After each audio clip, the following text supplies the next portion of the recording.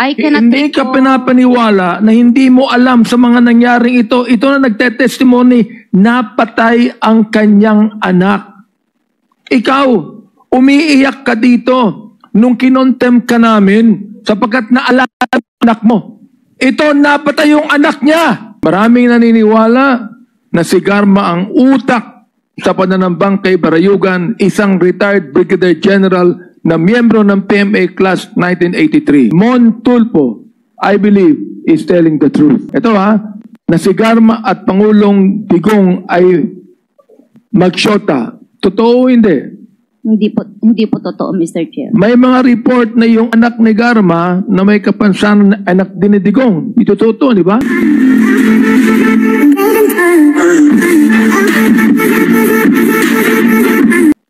Colonel Leonardo, you will deny all of the statement given by Lieutenant Colonel Mendoza, just like you denied that you were on hand in the killing of a 3 Chinese drug lord in Davao Penal Colony. Am I right?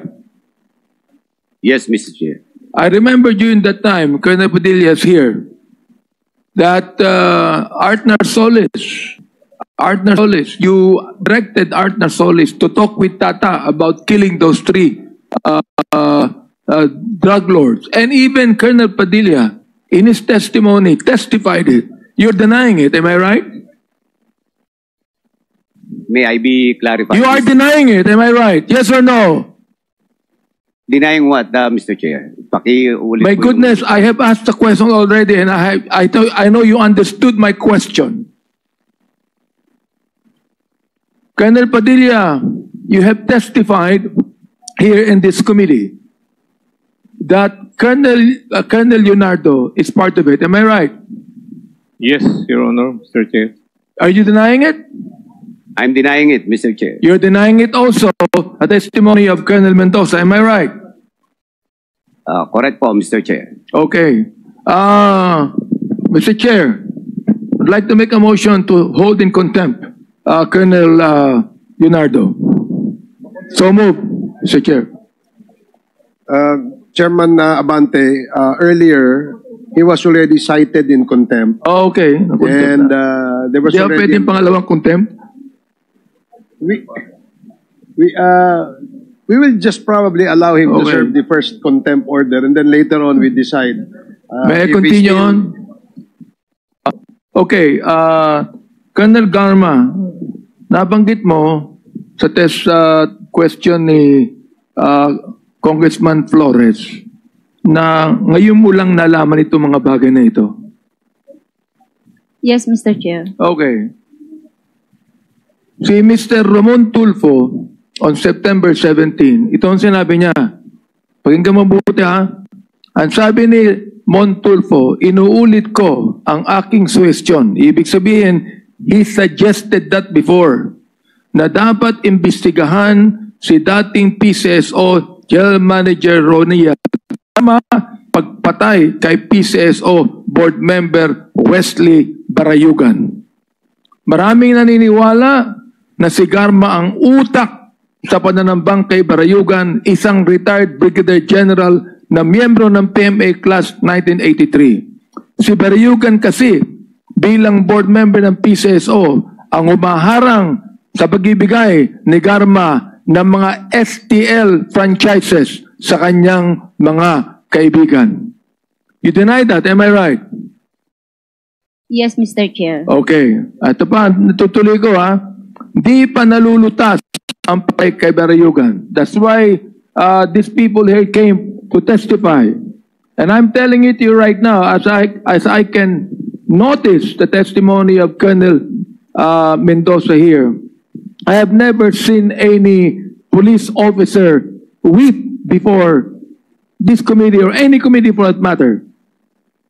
This man, I believe, is telling the truth, Colonel Garma. Mon Tulfo, I believe, is telling the truth. Now, tutuloy ko ha, may news blackout doon sa Snake dahil alam ng mga investigador, ito ha, na si Garma at Pangulong Digong ay magsyota. Totoo o hindi? Hindi po totoo, Mr. Chair. May mga report na yung anak ni Garma na may kapansanan na anak din ni Digong. Ito totoo, di ba? Mr. Chair, can we spare my daughter, Mr. Chair? She has not... Hindi po totoo yun, di ba? Yes, it's Oo. not true. Napilitang alisin ni Digong sa PCSO si Garma nang umangal na ang mga generals at colonels na mga graduate din ng PMA gaya ni Barayugan. Hindi rin po totoo to, hindi ba? Wala akong Hindi alam. rin, no? Therefore, naging sinungaling si Mutulfo, naging sinungaling si Colonel Mendoza, naging sinungaling si Nelson Mariano. Am I right?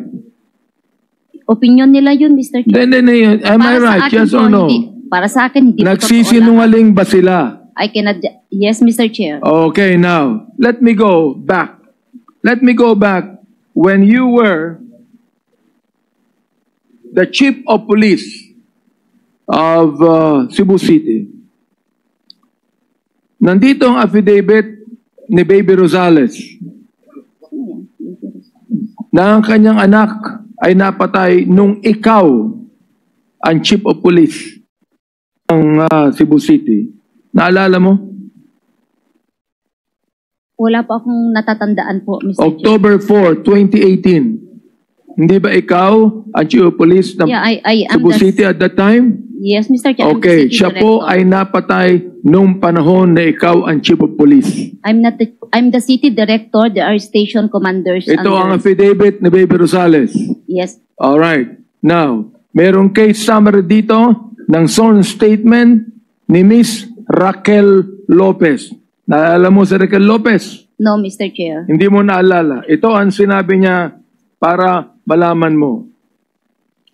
Sa wikang Ingles na tinranslate ni William Reyes, ang sabi niya, during the wake of my son, Garma and her police officers arrived in my place. Those who were attending the wake scampered away from upon seeing them. Garma was enraged as she hollered out and strut around. She was angry at us for holding awake on the death of my son. She yelled out, "Why is there only one dead? There are many of them here." You are also denying that. Yes, Mr. Chair. You are. Yes. I am denying it. Wala akong sinabing ganyan, Mr. Chair. You were the you were the at that time in Cebu City. City Director, Mr. Chair. You are the city director at that time. Therefore, you know this incident. Hindi pwedeng ikaw, city director, na hindi mo alam ang incidenting ito. Can I... My goodness naman, I'm Colonel aware. Garma, you are the director, the city director. I cannot Hindi ka recall- pinapaniwala na hindi mo alam sa mga nangyaring ito. Ito na nagtetestimony, napatay ang kanyang anak. Ikaw, umiiyak ka dito nung kinontem ka namin sapagkat naalala ang anak mo. Ito, napatay yung anak niya. Sumisigaw ka pa, sinasabi mo dito ha. Okay. Hindi ako nagagalit sa'yo. Dynamic lang ako. Naunawahan mo ako? Yes, Mr. Chair. To give emphasis to what I'm trying to say.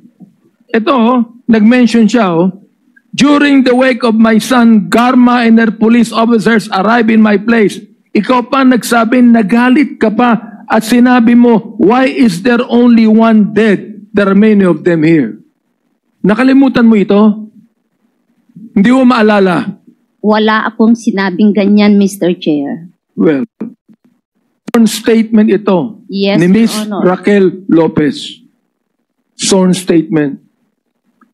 Gusto ko lang sabihin sa iyo, when we cited you in contempt, you are weeping before your lawyer because you remember your own child na maiiwan, a special child. Buhay siya eh. Buhay siya, Colonel Garma. Umiiyak ka na, buhay siya. Ito patay. Ikaw ang city director. Ito patay. Nagsalita ka pa. Nagsalita ka pa dito. Mo, bakit isa lang ang namatay? Bakit isa lang ang pinatay? Oh, samantalang napakarami nila. And you're telling me now, you're denying that, Mr. Chair? Hindi mo lang siguro maalala at baka nakalimutan mo sa matagal na ito eh. 2018 pa ito eh. Baka nakalimutan mo. Ipinapaalala ko lamang sa iyo, you're under oath here. And we are trying to pass legislation so that this will not happen again.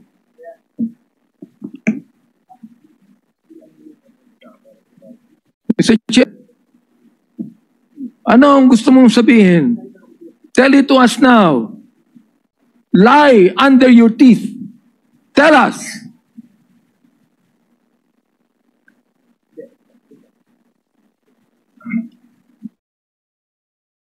Colonel Garma, ako, hindi ko akalain bilang ikaw isang babae, no? Magagawa mo ito. You're denying it right now. You're denying everything right now. Ang dami mo nang dinenay, Colonel Garma. At nakikita po ng taong bayan dito, napakalaki ng problema ng ating kapulisan na katulad ng marami mga eskalawag. Dapat malaman ito ng Director General Marbil na dapat niyang asikasuhin ang ayusin ang nangyayari sa Philippine National Police. This person here, si Lieutenant Colonel Mendoza, tinitingnan mo siya when he was testifying before us, when he was reading his affidavit, nakatingin ka sa kanya, nakasimangot ka sa kanya, galit ka sa kanya. And this guy is weeping before us while he was saying this, while you are angry at him. Nelson Mariano testified, two of them against you and against Leonardo. Two against you, both of you. And you're denying it. Listen, akala niyo ba politics itong ginagawa namin? Kung sinasabi po ni Colonel Mendoza, natatakot siya sa buhay niya. Kami ba, matapang ba kami? Hindi ko kami matapang, pero kinakailangan namin gawin to upang maayos na natin ang problema sa ating bansa.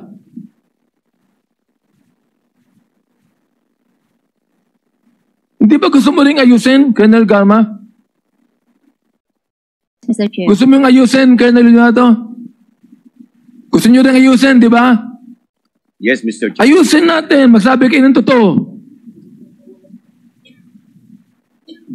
Look, I will be recommending to the Quad Committee that the DOJ, who is right now hearing this, make charges against you.